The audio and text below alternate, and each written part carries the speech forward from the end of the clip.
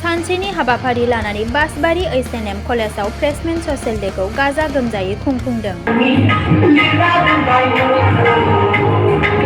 नोंगौ क'क्राझार जिल्ला पर्बतजरा महकुमानि सिङाव थानाय H.N.M मोसाहारि कलेजनि फरायसाफोरनि बानजायनायाव दिनैनि बे गोदान फरायसाफोरखौ बरायनाय हाबाफारिया मेहेरगोनाङै जोबलाङो।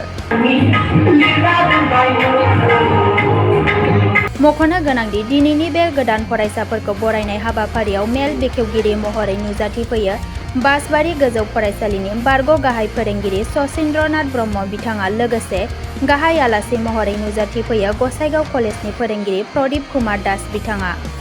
बे हाबाफारियावनो बाहागो लाबावो बासबारि H.N.M कलेजनि गाहाय फोरोंगिरि रमेन्द्रनाथ रय बिथाङा।